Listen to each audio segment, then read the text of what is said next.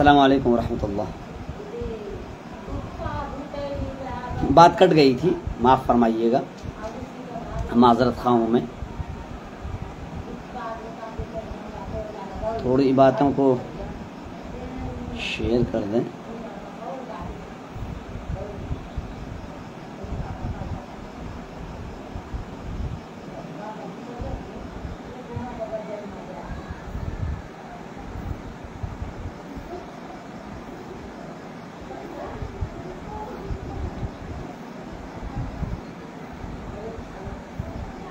आम तौर से जो अरबी अदब पढ़ाया जाता है, तो ऐसे अहबाब जो अरबी अदब पढ़ाने वाले हैं, कुछ का ऐसा मुतालबा था कि आप कुछ नमूने पेश कर दें। हालांकि अल्हम्दुलिल्लाह मायनाज़ उलमा और अरबी अदब के असातिज़ा हैं जो पढ़ा रहे हैं और जिनसे लोग मुस्तफ़िद हो रहे हैं, पूरी दुनिया मुस्तफ़िद हो रही है। हम उनके सामने एक तालिब इल्म की हैसियत से हैं, लेकिन अपनी भी कुछ कद्दो काविशें हैं मेरी भी।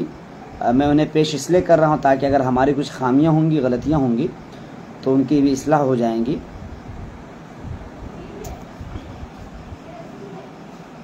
तो आज का ये आज जो मैं लाइव आया हूँ वो अज़ीज़ तलबा के लिए हैं जो मदरसे में ज़ेर तालीम हैं, बिलखुसूस अरबी ज़ुबान के पढ़ने वालों के लिए, और शोबे अरबी दर्जात में ज़ेर तालीम तलबा के लिए, और अरबी अदब पढ़ाने वालों के लिए।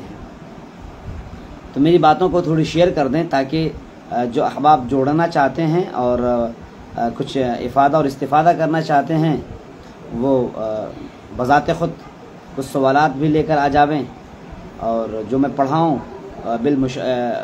बिला किसी झिझक के वो हमसे सवालात कर सकते हैं। बहरकैफ अभी मेरी बात कट गई थी, वो मैं कह रहा था कि अऊज़ु बिल्लाहि मिनश शैतानिर रजीम, बिस्मिल्लाहिर रहमानिर रहीम।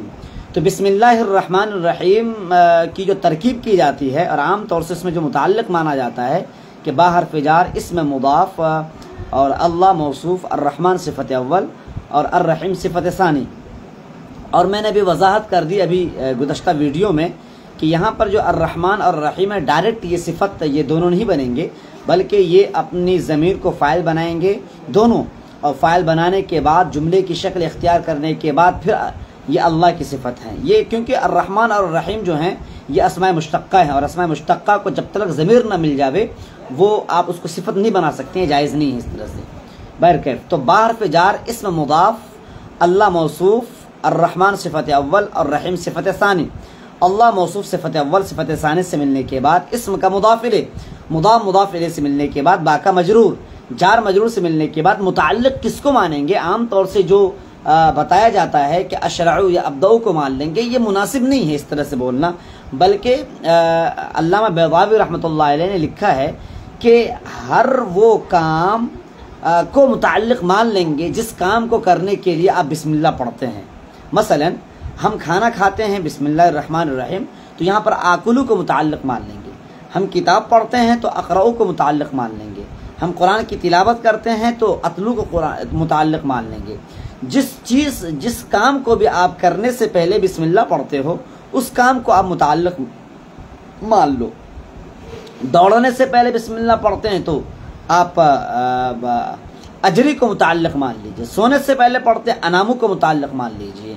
आप चश्मा पहनते हो तो बिस्मिल्लाह पढ़ करके तो आप जो हैं जो इसके लिए जो इस्तेमाल होता है जो है वदा यदाउ का इस्तेमाल, उसको आप लगा सकते हैं, इस्तेमाल कर सकते हैं। गरज ये कि आप बिस्मिल्लाह को जो मुताल्लिक़ बनाएंगे जिस फ़िअल से, हर वो फ़िअल बनेगा जिस काम को करने से पहले बिस्मिल्लाह पढ़ेंगे उस काम को आप मुताल्लिक़ मानेंगे। ये ज़हन नशी कर लें। अच्छा, एक बात तो ये हुई। दूसरी बात ये है कि आप बिस्मिल्लाह को मानेंगे किस जगह? बिस्मिल्लाहिर्रहमानिर्रहीम में अशरउ को या अतलू को या अनामू को या अक़रऊ को या अजरी को आप ये सब मुताल्लिक़ात जो मानेंगे वो किस जगह मानेंगे? बिस्मिल्लाहिर्रहमानिर्रहीम से पहले मान लेंगे या बाद में मान लेंगे? आम तौर से दीगर मजरूरात में पहले मानते हैं, है ना। जैसे कि جیسے کہ اکتب بالقلم، یا تو وہاں پر بالقلم کو جو متعلق مانیں گے اکتبو پہلے فعل آتا ہے، لیکن یہاں پر جو ہے بسم اللہ الرحمن الرحیم میں جو متعلق مانیں گے پہلے نہیں آ سکتا ہے۔ اتلو ہو یا اشرعو ہو یا اکتبو ہو یا انامو ہو، یہ جو متعلقات ہیں، یہ جو فعل جو متعلق ماننا ہے پہلے نہیں مان سکتے۔ یہ علامہ بیضاوی رحمۃ اللہ علیہ نے فرمایا ہے کہ آپ پہلے نہیں مانیں گے، بعد میں مانیں گے اس کو آپ۔ کیوں؟ کیونکہ ہمارے پروردگار نہیں چاہتا ہے کہ ان سے پہلے، ان کے نام سے پہلے کچھ بھی آ جاوے، یہاں تک کہ وہ اتنا گوارا نہیں فرمایا کہ اسم میں جو الف ہو وہ بھی نہ آوے۔ بات جو ہے وہ مصاحبت کے لیے ہے یا معاونت کے لیے ہے، وہ لایا گیا، لیکن اسم سے پہلے کچھ بھی نہیں گوارا ہے پروردگار کو، یہاں تک کہ حمزہ بھی گوارا نہیں تھا، حمزہ کو بھی ختم کر دیا گیا۔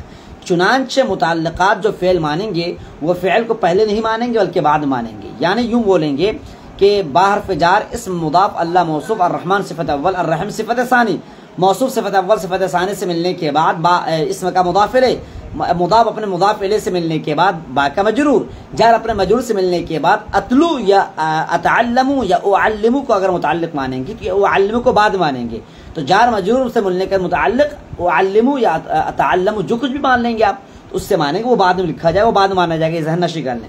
صرف یہیں پر بسم اللہ الرحمن الرحیم میں، ہر جگہ نہیں، اور دیگر جگہوں پر آپ متعلق فعل پہلے مانیں گے لیکن بسم اللہ الرحمن الرحیم میں بعد مانیں گے، دونوں میں فرق ہے۔ اور جگہوں میں پروردگار منع نہیں فرماتا ہے، اور ادب کا تقاضا بھی وہاں پر ایسا نہیں ہے کہ کہیں پر بھی آپ جار مجرور فعل پہلے مان لیں گے، لیکن بسم اللہ الرحمن الرحیم میں متعلق بعد مانیں گے، پہلے نہیں مانیں گے۔ علامہ بیضاوی رحمۃ اللہ علیہ نے فرمایا پہلے نہ ماننے کی وجہ یہی ہے کہ پروردگار کے نام سے پہلے کچھ نہیں آنا چاہیے، یہاں تک کہ پروردگار کے نام سے پہلے حمزہ بھی گوارا نہیں تھا، اس کو بھی ختم کر دیا گیا، کیونکہ بسم اللہ پڑھ سکتے ہیں آپ، کیونکہ آپ بسم اللہ جب پڑھتے ہیں تو وہ حمزہ پڑھنے کی ضرورت تھی نہیں، اس لیے اس کو حذف کر دیا گیا۔ جب حذف کر دیا گیا تو کوئی اس کی ضرورت پیش نہیں تھی کہ وہاں پر جو ہے اس کو الف لکھا جائے۔ بارکیف الحیات فی مدینۃ الرسول صلی اللہ علیہ وسلم، حی یحیا حیاتن یہ مصدر ہے، الحیات یہ معرفہ ہے۔ اچھا، نکیرہ اور معرفہ کا جو استعمال عام طور سے لوگ کرتے ہیں، جہاں چاہتے کر دیتے ہیں، نہیں ایسا نہیں ہوتا ہے۔ معرفہ وہاں پر استعمال کریں گے جہاں پر کہ زندگی کا خاکہ آپ کے ذہن میں موجود ہو، الحیات۔ یہاں پر جو سبق پڑھا جا رہا ہے، آگے جو سبق پڑھا جائے گا الحیات فی مدینۃ الرسول کے ذیل میں جو سبق آپ پڑھیں گے، اس سبق میں وہ مخصوص زندگی ہے جو زندگی اللہ کے نبی صلی اللہ علیہ وسلم کے شہر میں گزاری جا رہی تھی، اسی بنیاد پر الحیات الف لام کے ساتھ لکھا گیا ہے۔ ہاں، جب الف لام کے ساتھ لکھا جاتا ہے اس کا مطلب یہ ہوتا ہے کہ وہ چیز پہلے سے ذہن میں موجود ہے۔ مثلا ہم نے ایک قلم خریدا، ہم نے ایک قلم دیکھا، ایک بازار میں دکان میں دیکھا قلم، تو رأیت قلما، دوسرے دن ہم نے کہا اشتریت القلم، اشتریت القلم، تو مخاطب جو ہوگا وہ سمجھ جائے گا یہ القلم وہی القلم ہے جو کل میں نے دیکھا تھا، تو یہ وہ سمجھ جائے گا مخاطب، کیونکہ کل اس مخاطب نے میرے ساتھ اس قلم کو دیکھا تھا۔ تو آج اگر میں بولتا ہوں اس مخاطب کے سامنے اشتریت القلم، تو وہ سمجھ جائے گا یہ وہی قلم ہے جس قلم کو ہم نے کل دکان میں دیکھا تھا۔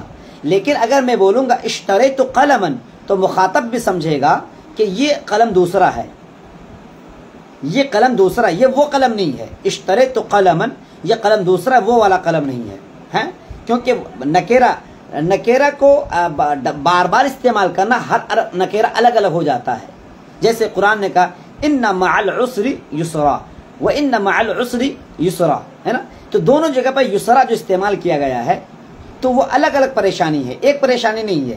پہلی جگہ پر یسر استعمال ہوا ہے، دوسری جگہ پر پہلی جگہ پر یسر، یہ پر آسانی کے معنی میں، معاف فرمائیے گا، یسر کے معنی آسانی کے آتے ہیں، تو پہلی جگہ پر یسر الگ آسانی ہے، دوسری جگہ پر یسر الگ آسانی ہے، دونوں آسانیاں الگ الگ ہیں، لیکن العسر استعمال ہوا ہے پریشانی کے معنی میں، یہاں بھی العسر، یہاں بھی العسر، یعنی یہ کہ پریشانی ایک ہے اور آسانیاں بہت ہیں۔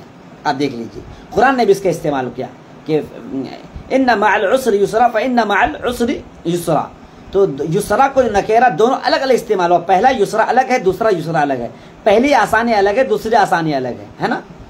نکیرہ اگر 10 نکیرے ہم استعمال کریں گے، 10 نکیرے الگ الگ معنوں پر دلالت کریں گے، لیکن اگر ہم پہلی بار ایک معرفہ ایک نکیرہ استعمال کریں دوسری بار 10 بار اسی نکیرے کو معرفہ بنا کر استعمال کریں گے تو وہ 10 معرفے ایک ہی معنی پر دلالت کریں گے. اس کو ذہن نشی کر لیں, ہے نا. جیسے کہ رأیت قلما, میں نے قلم دیکھا بازار میں, فی الدکان اور فی السوق.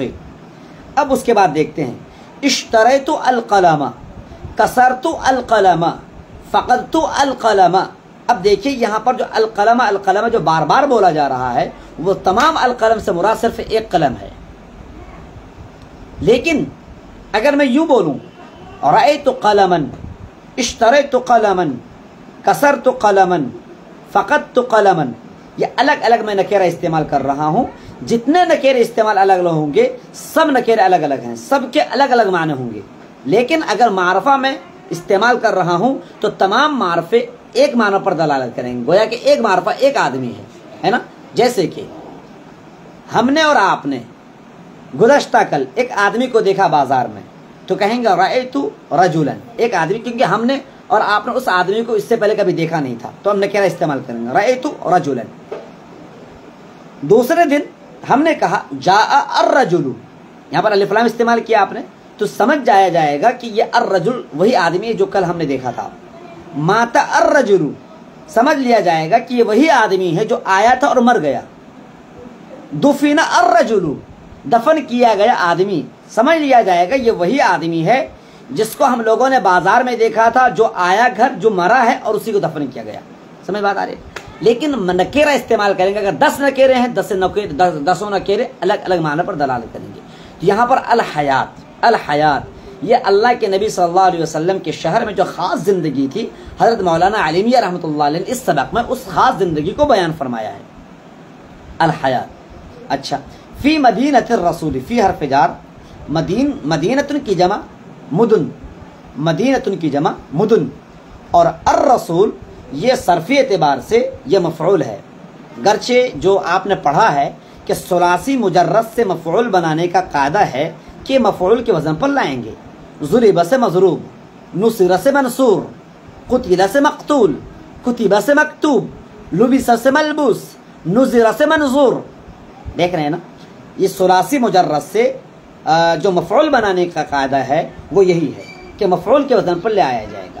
لیکن فعول کا ایک وزن آتا ہے جو اسم فاعل کے معنی پر بھی دلالت کرتا ہے اور اسم مفعول کے معنی پر بھی دلالت کرتا ہے.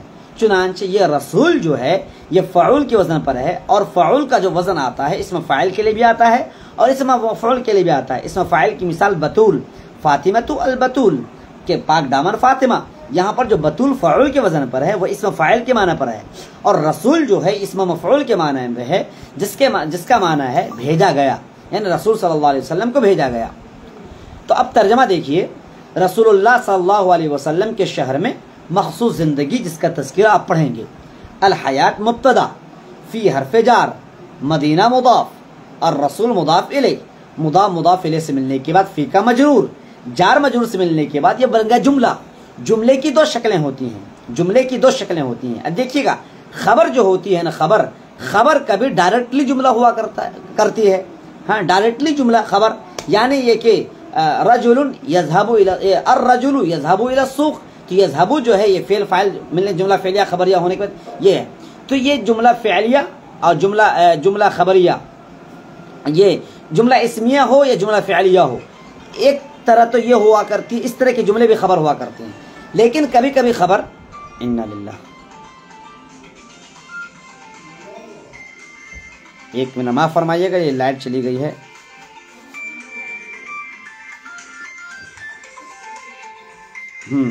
اور کبھی کبھی جو خبر ہوا کرتی ہے وہ شبہ جملہ ہوا کرتی ہے, شبہ جملہ. اور شبہ جملہ جو ہے, باہر لے جاؤ, اور شبہ جملہ جو ہے وہ دو طرح کے ہیں. شبہ جملہ کبھی کبھی جار مجرور سے ملنے کے بعد شبہ جملہ بنتا ہے, اور کبھی شبہ جملہ جو ہے ظرف مظروف سے ملنے کے بعد شبہ جملہ بنتا ہے. مثلا الرجل فوق السطح, الرجل فوق السطح, چھت کے اوپر آدمی, یہ فوق مضاف اور یہ ہے ظرف, تو یہ جملہ بھی شبہ جملہ ہے. اور الرجل فی الغرفۃ, یہ جار مجرور, یہ بھی شبہ جملہ ہے. تو جار مجرور بھی شبہ جملہ ہوتا ہے اور ظرف مظروف بھی شبہ جملہ ہوتا ہے. چنانچہ الحیات فی مدینۃ الرسول جو ہے یہ شبہ جملہ ہے. مرۃ اخرى, شکرا جزاکم اللہ. شبہ جملہ جو ہے دو طرح سے ہے. ایک شبہ جملہ تو یہ ہے کہ جار مجرور کے ساتھ شبہ جملہ ہو، اور ایک شبہ جملہ ظرف مظروف بن کر، جیسے کہ الرجل فوق المسجد، آدمی چھت کے اوپر۔ دیکھیں لائٹ نہیں ہے، میں نے موبائل جلا رکھا ہے اور یہ درس کا سلسلہ جالو تاکہ منقطع نہ ہو سکے، تو یہ بس بات مکمل ہو جائے گی کیونکہ درس لمبا ہو رہا ہے۔ تو جو شبہ جملہ ہے، کیونکہ مبتدا کی جو خبر ہے تو خبر جملہ ہوا کرتی ہے، اور وہ جملہ کبھی شبہ جملہ ہے، تو شبہ جملے کو پھر دو حصوں بانٹا گیا، جار مجرور بھی شبہ جملہ ہے اور ظرف بھی شبہ جملہ ہے۔ ظرف کا مطلب یہ ہوتا ہے کہ جتنے فوق ہے، سطح فوق ہے اور تحت ہے، امام ہے اور خلف ہے، یہ سب کے سب مضاف بنیں گے اور یہ شبہ جملہ بن جائیں گے۔ ہاں، انا خلفک، انا خلفک، انا خلفک، انا خلفک، میں آپ کے پیچھے ہوں، میں آپ کے پیچھے ہوں۔ انا مبتدا، خلفک خلف مضاف کا مضاف الیہ، مضاف الیہ سے ملنے کے بعد یہ ہو جائے گا شبہ جملہ، کیوں کہ خلف جو ہے یہ ظرف ہے، اور شبہ جملہ جو ہوتا ہے متعلق ہوتا ہے مستقر سے۔ شبہ جملہ یعنی جو ظرف مظروف ہوتا ہے وہ متعلق ہوتا ہے مستقر سے، اور جار مجرور سے جو متعلق ہوتا ہے وہ ہوتا ہے استقر سے۔ ذہن نشی کر لیں، جار مجرور متعلق ہوگا استقر سے، اور ظرف متعلق ہوتا ہے وہ مستقر سے۔ آپ اس چیز کو شرح قطر الندی میں مفصل انداز میں دیکھ سکتے ہیں، شرح قطر الندی میں۔ بہرکیف الحیات مبتدا، فی مدینۃ الرسول، فی حرف جار، مدینہ مضاف، الرسول مضاف الیہ، الرسول بمعنی مرسل، یعنی جس کو بھیجا گیا ہو۔ رسول اللہ صلی اللہ علیہ وسلم کے شہر میں مخصوص زندگی، میں نے الحیات کا ترجمہ مخصوص کا ترجمہ اس لیے کیا ہے کیونکہ الحیات یہ معرفہ ہے، اور معرفہ کا ترجمہ ہوتا ہے مخصوص، یعنی کہ وہ زندگی جس کا تذکرہ آگے آنے والا ہے، یا یہ کہ وہ زندگی جس کا تذکرہ علامہ علی میاں رحمۃ اللہ علیہ کے ذہن میں محفوظ ہے، کیونکہ الحیات معرفے کے ساتھ استعمال ہو رہا ہے۔ تو الحیات، تو یہاں پر دیکھ رہے ہیں کہ اب فی مدینۃ الرسول، یہ جار مجرور سے متعلق ہوگا، یہ شبہ جملہ ہے، اور یہ شبہ جملہ جو ہے متعلق مانیں گے استقرہ سے، یا ثابتن سے مانیں گے، یا کائنون سے مانیں گے، جس سے بھی مان سکتے ہیں آپ۔ پھر وہ جو کائنون ثابتن اپنے ہوا ضمیر فاعل اور اپنے یہ جار مجرور سے ملنے کے بعد شبہ جملہ ہو کر کے سب متعلق ہونے کے بعد جو ہے پھر الحیات کی خبر ہے، پھر الحیات مبتدا اور یہ خبر سے ملنے کے بعد جملہ اسمیہ خبریہ ہے۔